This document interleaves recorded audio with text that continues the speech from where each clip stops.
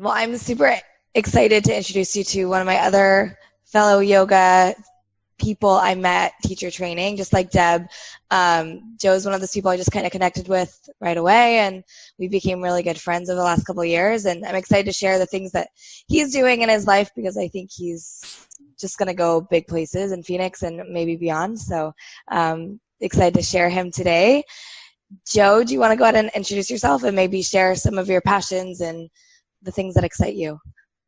Yeah, hi, I'm Joseph Dick. I'm the editor-in-chief of Queer Fear magazine, along with another full-time job. I'm super passionate about using art as a therapy for self and community. That's kind of been, in a lot of different areas, kind of been the thread that's connected all of my passions over the last few years. And they changed a lot. They've gone from like yoga to partner yoga to nude yoga to like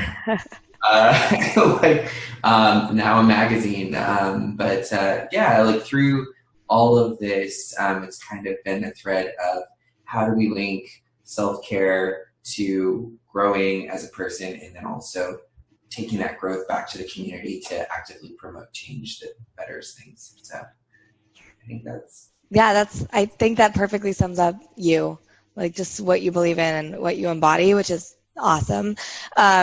You've gone through like a lot of transformation over the last few years since we met. I think it's just been nothing but constant growth for both of us, which is awesome. But I've just seen you transform into like this person that just feels more authentic and more you. Do you mind sharing a little bit about that transition and what's taken place?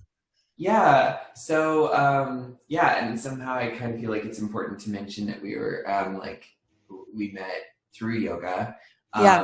So like kind of bonded as I think I can say divorce buddies. Yeah, slowly. We were both still married when we met. And that also reflects kind of our approaches to things. But my journey kind of started through a period of like really identifying that I was deeply unhappy, and I was in a lot of denial about why that was. And I was married to a partner of 12 years who happens to be a woman, and or non-binary now. Things change, but the concept was that I was not being true to myself because I thought I had to be something. And my journey to come out, really, I'm one of those people that came out because of yoga. The lie that it'll make you anyway. But it was really a journey of trying to focus on being okay with needing and wanting things and letting myself experience those things. And through that process, it was around like establishing boundaries for myself just within the relationship as it was, and then also starting to learn how much I was kind of not allowing myself to be fully present. And yoga and meditation and the self-care practices, and especially the principle of ahimsa, of like non-harming, and how that mirrors non-harming others and also non-harming myself. Because I was very much the kind of person who did for everyone else because I didn't want to pay attention to the things that I was uncomfortable needing. And so that process slowly unfolded of me kind of coming out and starting to embrace, this person that I am. And so even though I'm not actively teaching anymore, I still have a very healthy self-practice, and that really informs a lot of this journey of discovering who it is that I am, and I'm beginning to really like this person. So that's awesome. Yeah, that's the best part, I think, is I've always told people that yoga really helps you like remember who you are, because it's not like we don't always know. It's always there, but like it helps uncover the layers of protection that we've put up to like hide who we think we should be or whatever it is. So I think that's huge. How do you think your practice has like evolved through all that? Like you said you're doing teaching and then not teaching, and then trying to figure out what works. Yeah. So my practice, I started yoga maybe about 8 years ago at a gym. and at that time I was unhappy with my weight, and like I didn't have any intentions of totally turning my life upside down. I just wanted to, fit into smaller pants. And so, and so as time went on, I started to see, we had a substitute who came into the gym and was very woo-woo, as she called it, and talked about breath and talked about being present and coming inside, and like really made Shavasana more than just lying on the ground. And when that substitute kind of left, I needed to seek that out because that felt more like what I needed. So the practice started to evolve into something that would help me deal with, ADHD and learn how to be still and focus, and not be so frantic all the time. And then as my practice continued to evolve, it became about dealing with the dualities within myself. And I started acro yoga, which is about someone leading and someone supporting, and like the balance between someone taking control and someone releasing control, and like starting to play with those dualities of the more I would say aggressive and submissive within myself.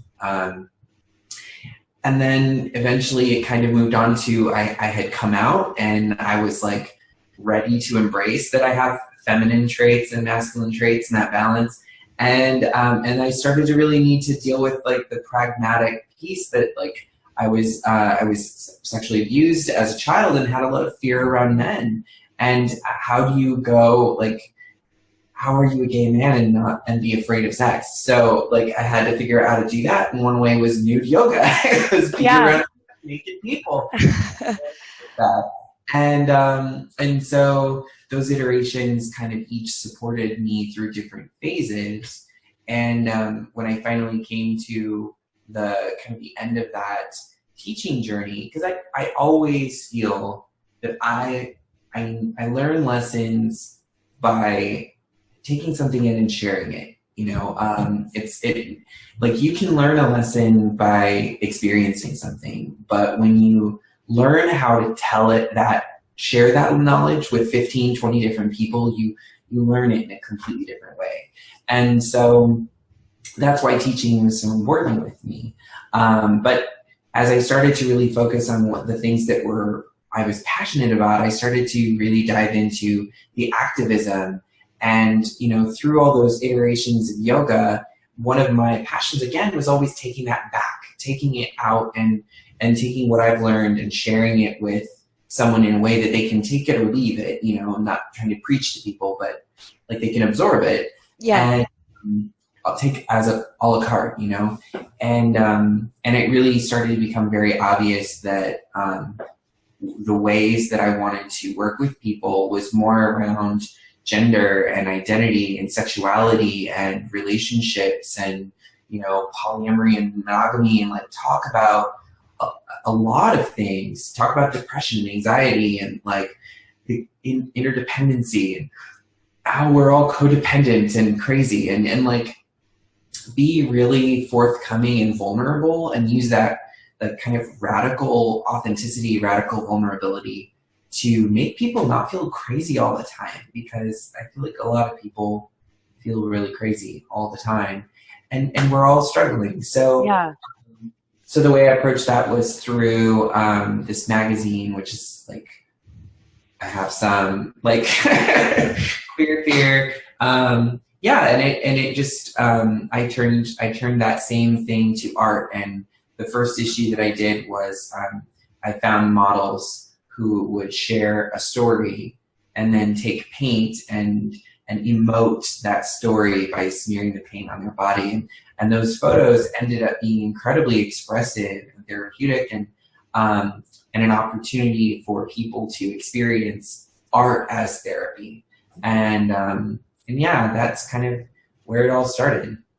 Yeah, that's awesome. I think like every little point that you hit, I wanted to be like, oh, I need to comment on that, and then you just blew my mind. No, it was good. That's just the way you are, though. Like everything you say is so like, I want to know more. Like that's why I've always loved conversations with you, because you're always like blowing my mind with awesome things. But I think one of the things that you said that was huge for me is you taught me about this idea of like a spectrum. Like, you know, it's not so black and white. Like, you can be feminine and masculine, and or, you know, whatever it is, like your gender preferences can be on a scale, and it's not, you know, one or the other.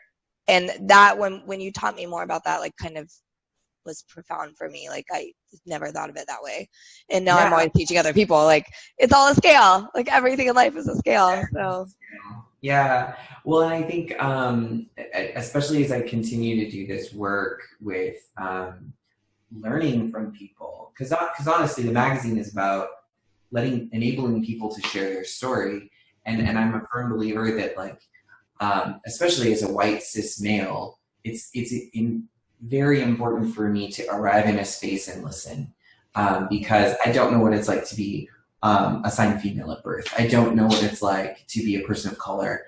I don't know these things. I don't know what it's like to be disabled or have limited mobility. So I need to sit with that moment and hear and learn and recognize that my experience is not universal.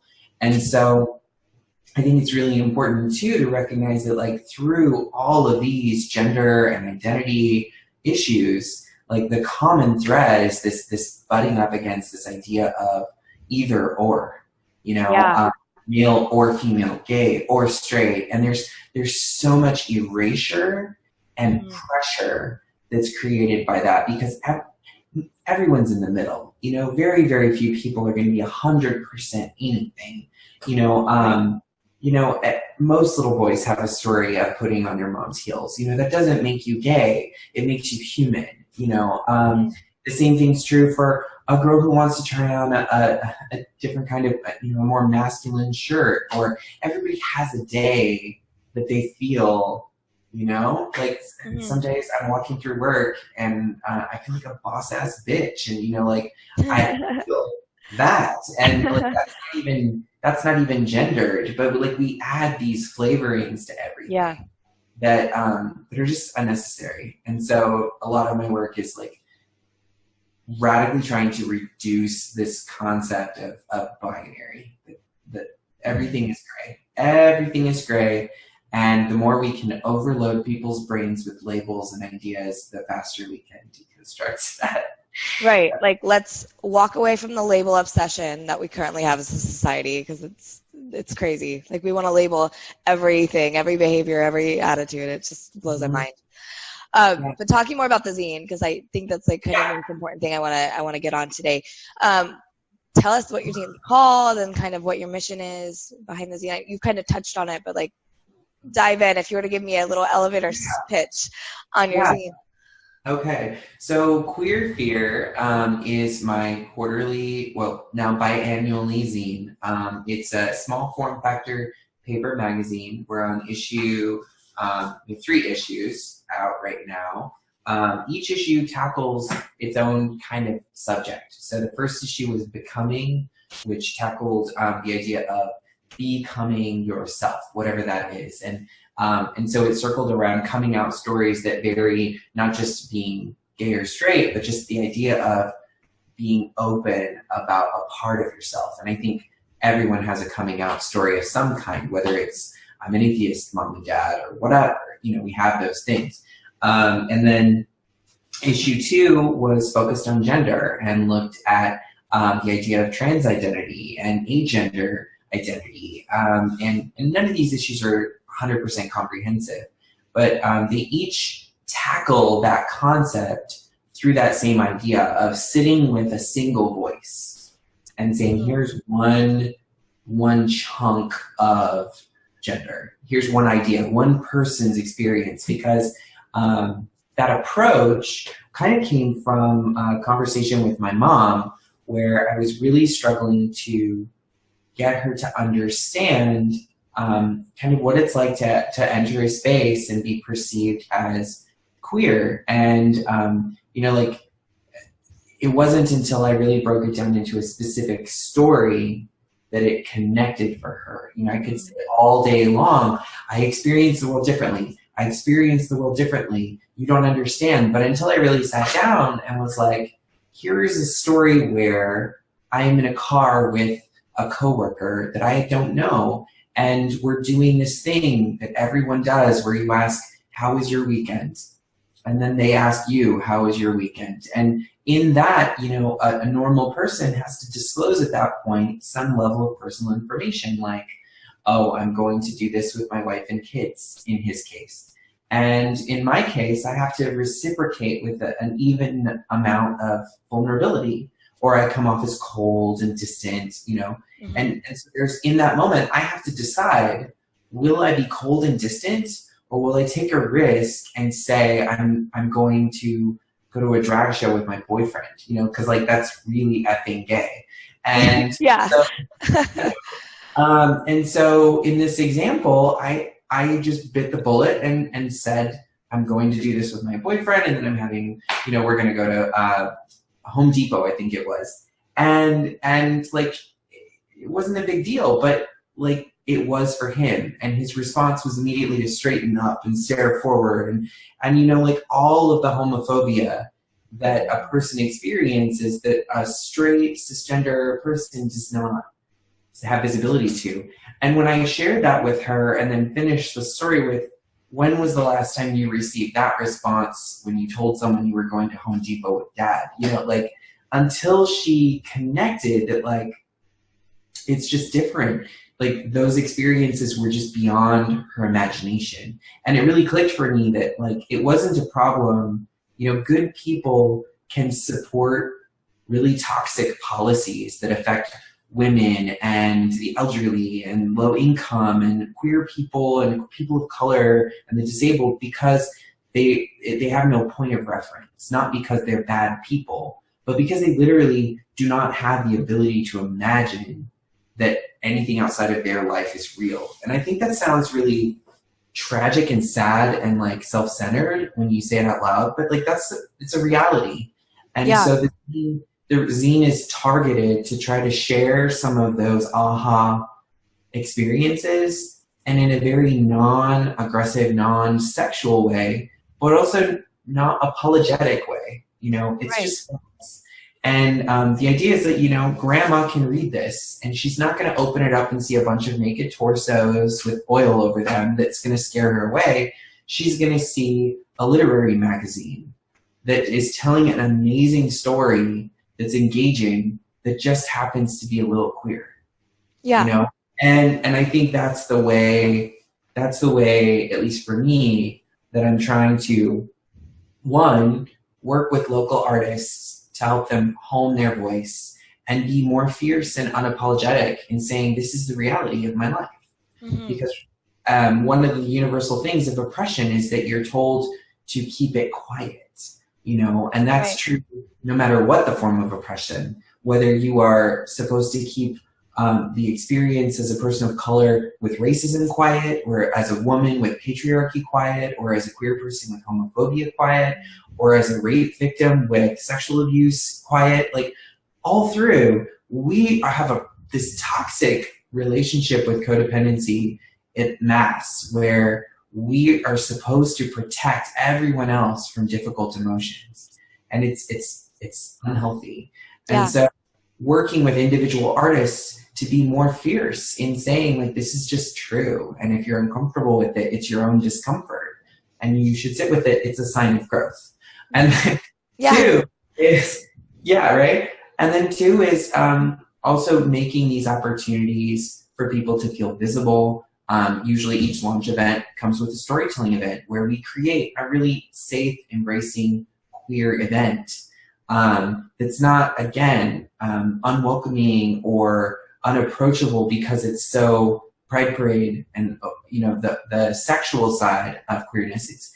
It's the everyday life side. Yeah. And then third, final is if someone reads this lying around and learns something about what it's like to be queer, that's amazing.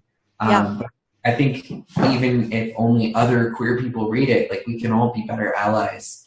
I can better understand the experience of, a lesbian couple who both are making 70 cents on the dollar thanks to the glass ceiling, and experience queerness in a very different way than I do with my boyfriend or boyfriends, plural. So Yeah. So When I'm glad you mentioned the launch events because that was something I really wanted to touch on as well, just because you're building this community of supportive people. And I think like the first launch event, I came with my sister and you're uh, so great. yeah, and you had like great stories happening and people were being very vulnerable and my sister's kind of shy and newer to the queer community and not always in a supportive space with those around her. And Mhm. she was having a really just bad week because she didn't want to come, and I drug her there with me. And I just saw her engaging with everyone around her, and just you gave her a place to be that day. And I got emotional. I'm emotional now, but like that's what you're doing for people is you're giving them space, and that is huge. Like I just love the community that you're trying to build. Where do you see like the community going? Where do you see like your activism going with that? Yeah, it's a really good question. So I'm not sure. I'm not sure. I think that one thing that was really obvious, and this is it's kind of a cultural or a moment, is that since the economic crash in 2008, 2009, disposable income is pretty hard to come by, and for everybody, but Yeah. specifically women and queer women of color, queer women experience that in a much deeper way. For instance, unemployment among trans women of color, I think, is something like 60%. It's insane.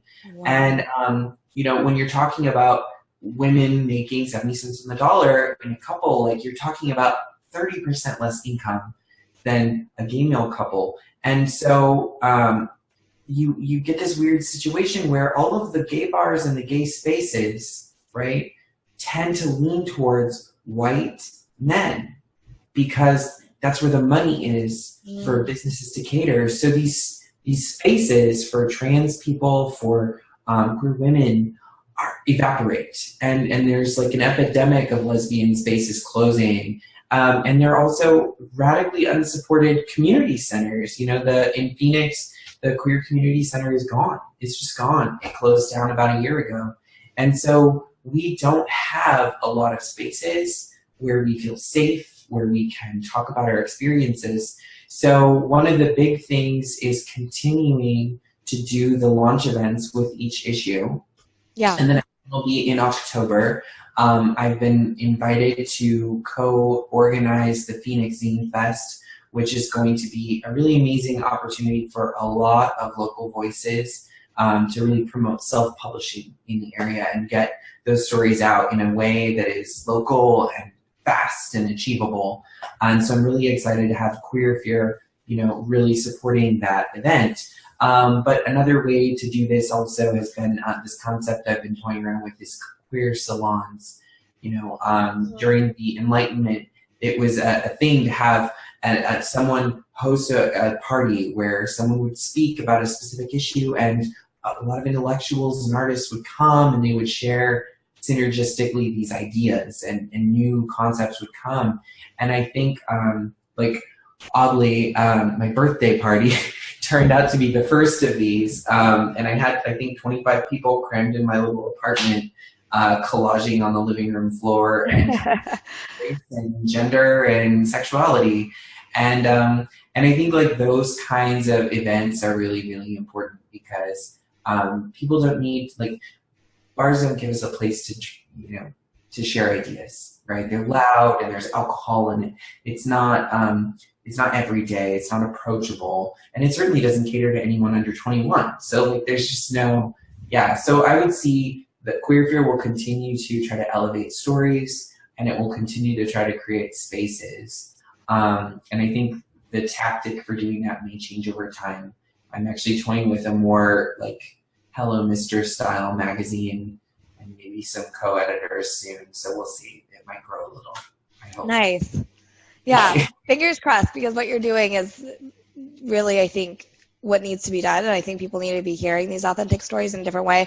That you're right. It's not like, I'm like gay in your face with oil and like, no one wants to read that.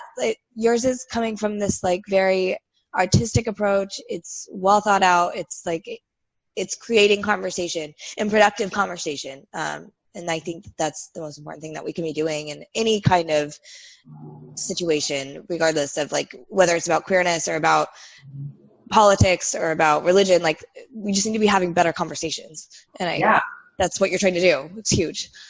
Yeah, I think it's hard to find that balance, right? Because, and this is where I talk about like it's important to be fierce. But like one of the conversations I had at my birthday salon event was a conversation with a queer woman of color who I was sharing a story of being at work and challenging the dress code around wearing a dress every now and again, or challenging the culture around being openly gay or openly polyamorous, because I'm openly discussed that I have 2 partners at work. And as a white cis male in a position of power at work, I am more able to do those things than someone who is not blessed with that privilege, you know? And so in our conversation, she was like, I wish I had that courage to do that. And I don't know. And I feel uncertain. And what I came back with was like, it's not 1-to-1, you know, and you need to understand that being fierce is about asking for 100% of what you are owed, you know, and what you are able to get. Push to the limit and maybe grow it 1 or 2 or 3% for the next person, you know. And I think that we need to remember that sometimes it's really hard to ask for 100%, but like that's what we need to do. And so like that's kind of a low level activism, but it's also where the pragmatic shit really actually happens. Because, you know, 3 years ago, I walked around at work and I was in the closet and I did not feel comfortable and I didn't know if there were other queer people at work. Flash forward to today, I can wear a dress and still get a promotion. And, you know, I walk through the halls and an old lady asks me about my boyfriend. And like, that's a completely different experience when other coworkers start to put up pictures of their same-sex partners that 3 years ago was unheard of, you know. And I think that that's where it's like, it takes all of us doing little incremental things, and where it's really important for all marginalized groups to become better allies for each other. You know, it's really imperative that women embrace a form of feminism that encompasses people of color and queer issues. And I think it's important that queer people recognize that a person of color's issues affect us whether they're straight or not, you know. And yeah, it's just, everything is against the one concept, which is oppression. Like, let's tackle that. You know? Regardless of who it's against, just like oppression in the general. Yeah. And you always said things too, like, it's going to be one conversation, one cup of coffee at a time, you know, just like, not non-threatening conversation, you know, things like this. Hopefully when people listen to this, they're rethinking their mindset a little bit, like, oh, he maybe mentioned some things that I have never considered before. And that's the goal. Like, just kind of rethink things or try to find a different opinion. Yeah. I mean, I figure the most that I can possibly ask is that someone just listen to me and think critically, does what I'm saying fit within your current worldview? Because if it doesn't, then your current worldview might need to grow a little. That doesn't mean that it has to break down and fall apart and it's the end of the world. It just means that you need to make space. And I think that is, I think a lot of times when we talk about, I'm just going to go into it. When we talk about, like, I've said several times I'm a cis white male, right? And so for your viewers who don't know, cisgender means I agree with the gender identity I was assigned at birth. I feel male, I'm in a male body, right? According to other people. Not everyone is born that way. It is a privilege to occupy space in that range, you know. I'm a male. And so as a male, I have privileges that women don't have. As a white person, I have privileges, right? And I think that it's really important that we don't get offended when someone says that you have privilege. You know, like, that's a huge conversation. And honestly, a level with you, one of my biggest challenges and one of the reasons I left the yoga community was to make space for the zine, but it was also because the yoga community is actually not very embracing of queer people or people of color. Right. It's predominantly very white. And like there's tension in my voice when I say that because, you know, even as a white person, I still experience that marginalization as a queer person, that there's not a lot of support in the yoga community. You know, it's not offended, it's not pushing me out, but it's not really embracing, you know. And I think it's 2017 and we're beyond the point where we want people to just tolerate and be like, I don't have a problem with so-and-so, and actually be politically active at taking down those who would take those rights away from people. And I think that that's true all the way around. And a lot of times the dialogue, it just, it derails because we stop at feeling offended that someone has called us out on an area of growth. And there's no shame in recognizing that you have an area to grow in, you know, that there's no shame in feeling a little uncomfortable or realizing that a joke you've told for years actually kind of has a racist subtext. You know, you at least you realized it, you know. Yeah. It doesn't make you a bad person. And I think sometimes, like, I think people get confused. Like, I had the conversation with my mom. I'm like, what do you think is, like, especially around the word racist, I'm just going to go there for some reason, but like people get really violently offended if you say something is racist, but it doesn't make you a bad person to say that you're racist, right? I am racist, not deliberately, but because I grew up in a culture that made me fear things, and I have to actively dismantle that. You know, I'm sexist, not because I want to be, but because that's how I was brought up. You know, right. And that's another reason why it's important to be open. In one of my issues, I was doing an interview with a couple, one who was more masculine presenting, one who's more feminine presenting, and in listening back to the audio, it was clear as day that I was interrupting and cutting off the feminine interviewee, and I was not doing that same thing with the more masculine presenting interviewee, and that was difficult to sit with. You know, that's not comfortable to go, shit, I thought I was a really good guy, and I guess I am still a really good guy, but I'm doing something, I'm exhibiting a behavior that hurts people, and I have to do something about it. So, right. Like, that's another reason why I think coming at things from the experience perspective makes it more, it's not hitting someone on the head, you know, with the labels of you're a homophobe. You know, it's saying this is a real experience, and if you can understand it, you can relate to it, and you're a good person, you'll want to do something about it. And I think that requires a level of optimism about people that is probably difficult to find. Yeah. But I mean, it's just what you have to do, maybe. I don't know.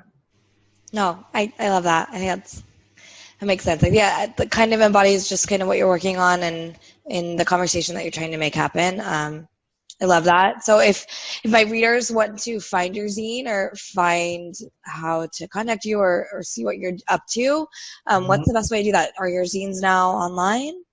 Maybe? Yeah, our zines are online at queer-fear.com. My online store is up. You can order them, and I'll usually ship pretty quickly.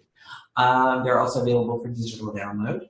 And if you want to follow more information of just things going on, I also have at queer.fear on Instagram, where I put photos of new events and things that are coming up if you're in the Phoenix area.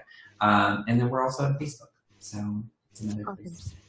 And I'll make sure to include all those links, obviously, in the blog post and in the YouTube video, so everyone will have access to you. But I'm excited. I think that hopefully this will spark some conversations, and that was kind of my goal of having you on today. So thank you so much for coming on and speaking with my readers. Thank you. Thanks for having me. I love you so much. I love you too.